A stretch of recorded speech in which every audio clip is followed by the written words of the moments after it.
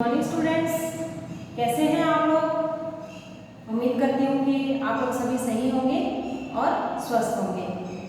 बच्चों, मैं आपकी हिंदी टीचर रचना यादव। जैसा कि बच्चों आप लोग जानते हैं, हमारा जो फर्स्ट सेशन था वो भी ऑनलाइन वीडियो के माध्यम से हमने पूरा किया था और आज हम हमारा जो नया सेशन है वो भी वीडियो के माध्यम से शुरू करने जा रहे हैं।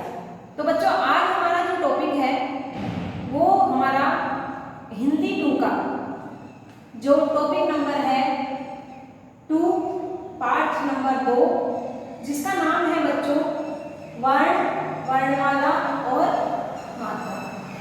तो बच्चों, जैसा कि आप जानते हैं कि जो वर्ण ये आप हमेशा LKG, UKG, नर्सरी इन क्लासों से हमेशा से पढ़ते आ रहे हैं और वर्णों को जब हम एक सुंदर तरीके से व्यवस्थित रूप में अच्छे लिखते हैं तो वो वर्णमाला बन जाती है।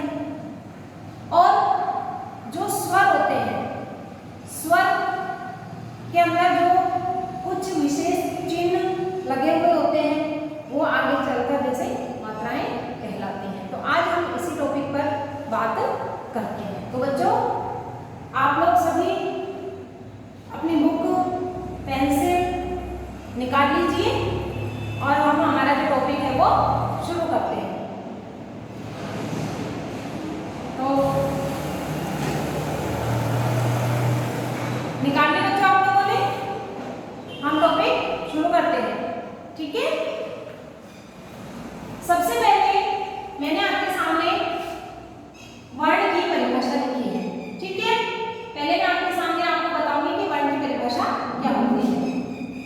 भाषा की सबसे छोटी इकाई या ध्वनि को वर्ण कहते हैं। एक बार वापस दोबारा देखते हैं बच्चों। भाषा की सबसे छोटी इकाई या ध्वनि को वर्ण कहते हैं।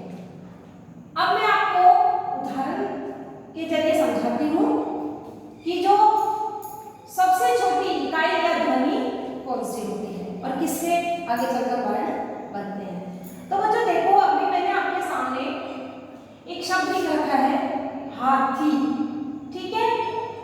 जब हम हाथी का वर्ण विच्छेद करेंगे, इनकी ध्वनियों को अलग अलग लिखेंगे, इनके अलग अलग टुकड़े करेंगे। देखो, जैसे हा, ह और ह के साथ मैंने लिखा है आ। जो आ है वो है का ध्वनि चिन्ह है। क्या है?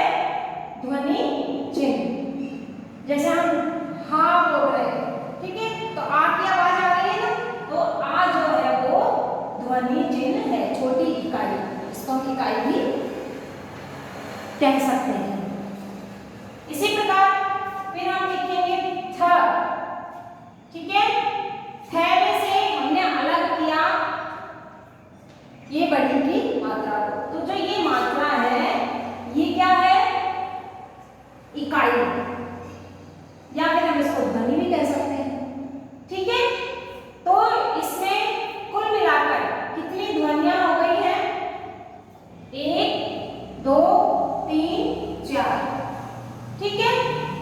क्योंकि हर, ये भी तो हम बोल रहे हैं ना, क्या हर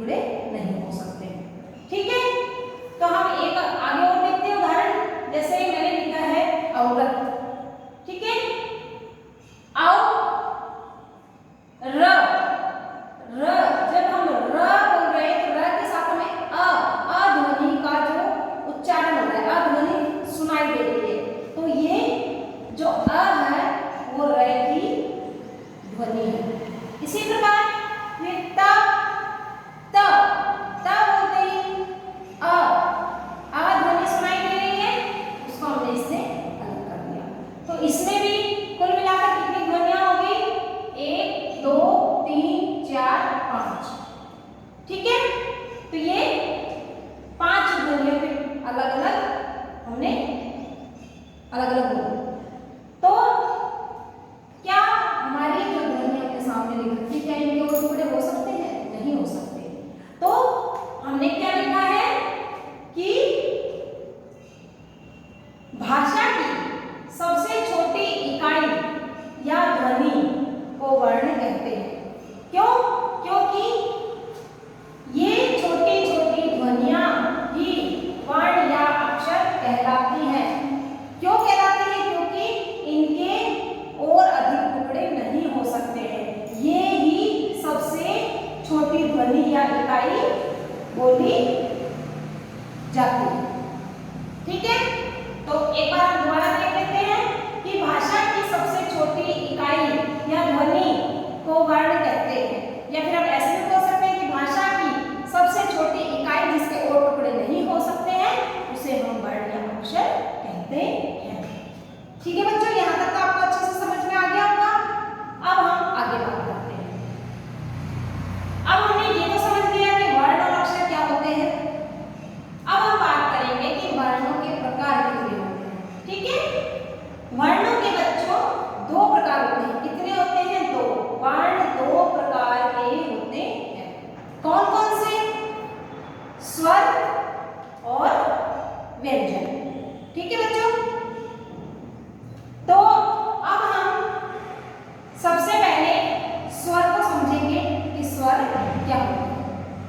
तो बच्चों, जैसा मैंने आपको बताया था कि वर्ण के दो प्रकार होते हैं, स्वर और व्यंजन। तो सबसे पहले हम समझेंगे स्वर। ठीक है, स्वर परिभाषा देखते हैं बच्चों। जिन वर्णों का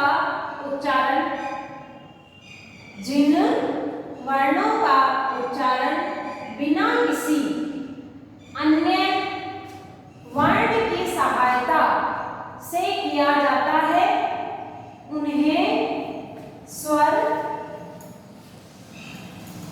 कहते हैं। एक बार वापस रिपीट करते हैं बच्चों।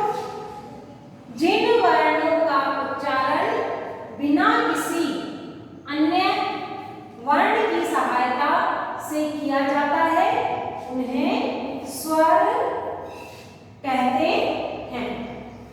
ठीक है बच्चों, अच्छे से आपको समझ में आ गया होगा। मतलब कहने का मतलब ये है कि जब हम स्वर, यहाँ आपके सामने मैंने लिखे हैं अ, आ, छोटी बड़ी ई, उ, री, ए, आई, ओ, औ। जब हम इनका उच्चारण करते हैं तो हमें इनका उच्चारण करते समय किसी और स्वर की जो है, किसी और वर्ण की सहायता लेने की आवश्यकता नहीं होती है। इनका जो उच्चारण है स्वयं अपने आप होता है बिना किसी की सहायता के। ठीक है, तो हम उनको स्वर कहते हैं। ऐसे ही हिंदी भाषा में कितने स्वर हैं? हिंदी भाषा में बच्चों 11 स्वर होते हैं। कितने होते हैं?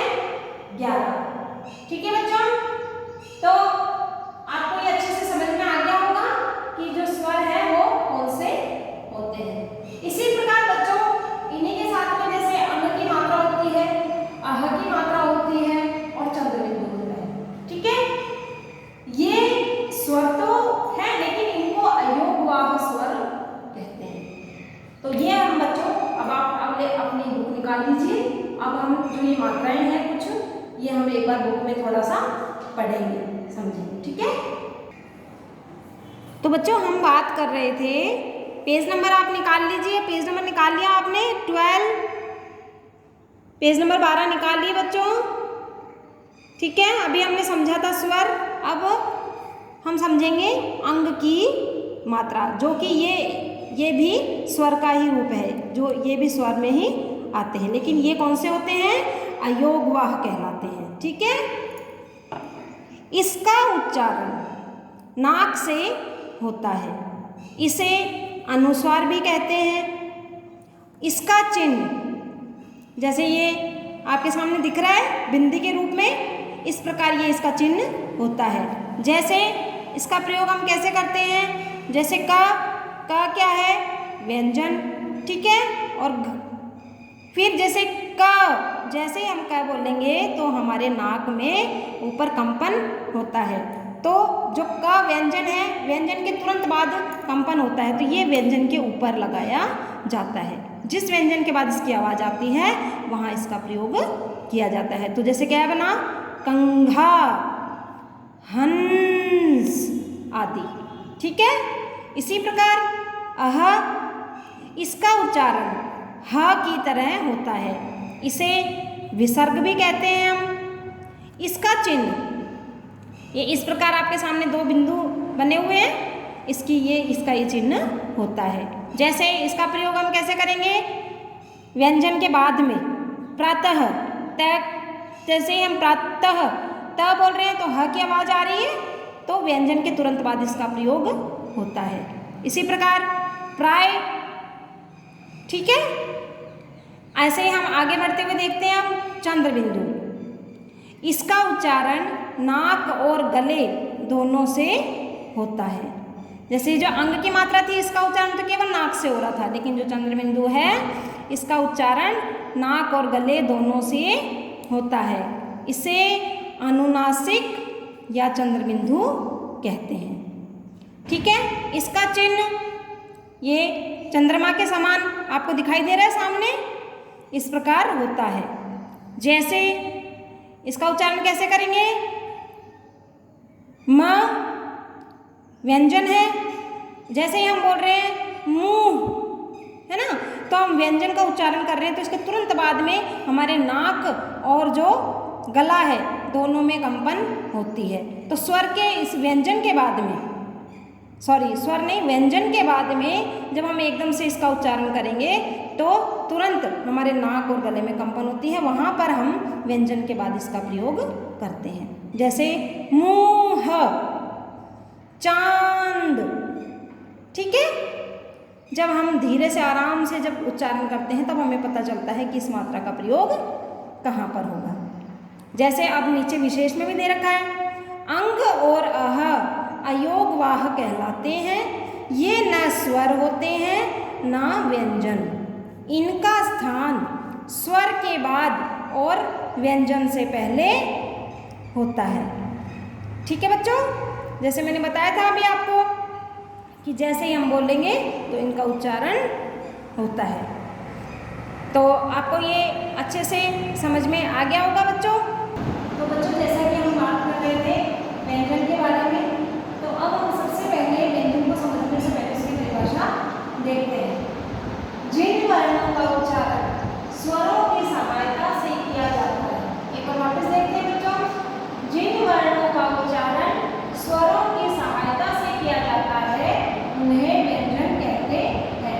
जैसे स्वर का उच्चारण तो बिना किसी सहायता से किया जा रहा था, लेकिन जो व्यंजन होते हैं उनका उच्चारण करने के लिए हमें स्वरों की सहायता लेनी पड़ती है, तो उन्हें हम व्यंजन कहते हैं।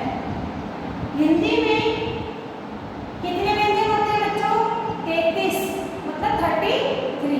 हिंदी में कितने व्यंजन होते हैं? 33। अभी आपके सामने कुछ मैंने वर्ण लिखे हैं, जैसे मैं आपको बताती हूँ, क ख ग घ ड़, च छ झ झ ण, ट ठ ड ढ। ठीक है। इसी प्रकार ये जो सामने हमने व्यवस्थित रूप से लिखे हैं ये सभी व्यंजन कहलाते हैं। तो जैसे कि उम्मीद करती हूँ बच्चों आपको अच्छे से समझ में आ गया होगा। अब आप लोग सब अपनी बुक निकाल दीजिए। ठीक है। अब हम हमारे जो आगे के कुछ और व्यंजन हैं वो भी बुक के माध्यम से समझते हैं। तो बच्चों जैसे हम बात कर रहे थे कि इनके अलावा कुछ व्यंजन और होते हैं, जैसे ड़ और ढ। ड और ढ वर्णों के नीचे बिंदु लगाकर ड़ और ढ के नीचे बिंदु लगाकर ढ ध्वनियाँ बनती हैं। इन्हें भी व्यंजन के रूप में अपनाया गया है। इन्हें अतिरिक्त व्यंजन भी कहते हैं। इनसे किसी शब्द की शुरुआत नहीं होती है, जैसे घोड़ा, सड़क, पढ़ना, चढ़ना आदि। एक बार और देखते हैं। ड और ढ वर्णों के नीचे बिंदु लगाकर अड़ और ढ ध्वनियाँ बनती हैं। इन्हें भी व्यंजन के रूप में अपनाया गया है। इन्हें अतिरिक्त व्यंजन भी कहते हैं। इनसे किसी शब्द की शुरुआत नहीं होती है, जैसे घोड़ा, सड़क, पढ़ना, चढ़ना आदि। ठीक है। इसी प्रकार देखेंगे अब संयुक्त व्यंजन। संयुक्त का मतलब होता है जोड़ना, जैसे श, त्र, ज्ञ और श्र, ये 4 संयुक्त व्यंजन होते हैं। ये 2 व्यंजनों के मेल से बनते हैं, जैसे अभी हम इसमें उदाहरण देखेंगे, इसलिए इन्हें संयुक्त व्यंजन कहते हैं। जैसे क प्लस श क्या बना? श, तो क्या इससे शब्द क्या बनेगा? रक्षा। इसी प्रकार त प्लस र, त्र, और इससे क्या शब्द बनेगा? पत्र। ऐसे ही ज और अण, दोनों को मिला के क्या बना? ज्ञ, ज्ञ से ज्ञानी। इसी प्रकार क्या बना इससे? ज्ञान। श, र, दोनों को मिला के क्या बना? श्रव। तो इसका प्रयोग किस प्रकार हुआ? श्रमिक। तो बच्चों, जैसे कि बच्चों आपको अच्छे से स्वर और व्यंजन समझ में आ गए होंगे। फिर भी अगर आपको ऐसा लगता है कि जैसे आपको कोई दिक्कत है या कुछ समझ में नहीं आया है, तो हमारी जब ऑनलाइन मीटिंग होगी तब आप इसको अच्छे से मुझे समझ सकते हैं। तो आगे का जो चैप्टर है बच्चों, हम नेक्स्ट वीडियो में पढ़ेंगे। धन्यवाद। और बच्चों एक बात और कि जैसे मैंने आपको ये चैप्टर समझाया है, तो आपको ये अच्छे से इसकी सारी परिभाषाएं आपको याद करनी है, उनको समझना है, अच्छे से चैप्टर का रिवीजन करना है। ये आपका होमवर्क है। ठीक है। और जब हम लिखने वाला होमवर्क लिखेंगे तो मैं आपको एक PDF भेजूंगी।